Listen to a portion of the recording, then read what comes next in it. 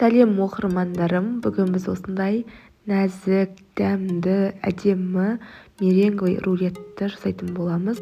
Бұл ауызда еритін дәмді рулеттердің бірі. Алдымен жұмыртқаның ақ уызын сары уызынан бөліп алып, таза ыдысымызға салып, осылай жаймен миксердің аз жылдамдығынан бастап қантты біртіндеп сала отырып, яғни қанттың түгелдей салып жібермейсіз, жаймен біртіндеп сала отырып миксерлеп алатын боламыз. Осылай ағарғаннан кейін лимонный кислотаның азғандай бөлігін қосып, тағы да миксерлеп аламыз және бір ас қасық кукурузный крахмалды да қосып жіберіп, біркелкі болғанша тағы бір араластырып алатын боламыз. Біздің массамыз осындай болып шығу қажет, яғни ақпайтындай болу қажет. Енді жаңағы массамызды пергамент қағаз төсеп, оның бетіне жағып шығамыз. Барлық жеріне жеткенше толықтай жағып шығасыздар. Және жағып болғаннан кейін духовканы алдын ала қыздырамыз, яғни 150 градуста 25-30 минуттай пісіріп аласыздар.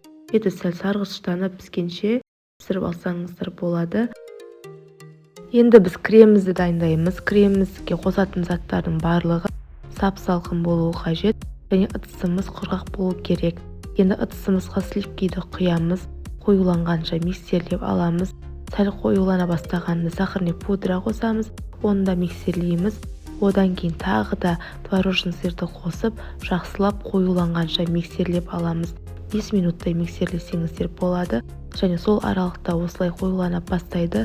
Қоюланғаннан кейін одан артық миксерлемей-ақ қойсаңыз болады, себебі біздің креміміз іріп кетуі мүмкін. Осылай ешқандай төңкеріп қарағанда ақ болу керек.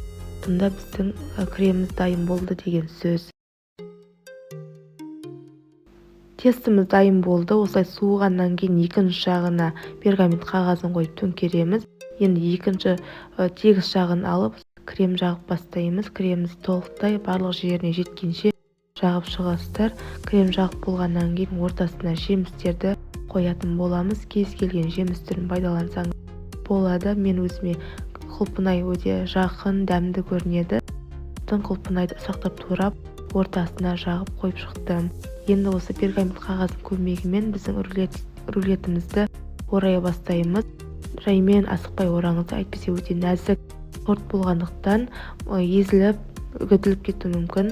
Енді қалған кремімізді осылай бетіне сәндеп, әдемілеп жағып шығамыз. Және оның бетіне құлпынаймен тағы да сәндеп шықсаңыздар болады. Өте әдемі, нәзік болып көрінеді. Сондай дәмді торттардың бірі. Міне қараңыздар, біздің рулетіміз дайын болды. Және осылай кескен кезде де әдемі көрінеді. Дастарханға қойылсаңыздар да әдемі, дәмді, нәзік болып көрінеді. Міне дәміне өте сөз жоқ. Сондай керемет рулеттердің бірі. Енді бұның дәмі зефирге ұқсайды. Сіздер де жасап көріңіздер. Видеоның соңына дейін көргендеріңізге рахмет. Видеомыз ұнап жатса каналға тіркеліп, лайк басып, комментарий қалдырып кетіңіздер. Сіздермен болған Салтанат. Рахмет.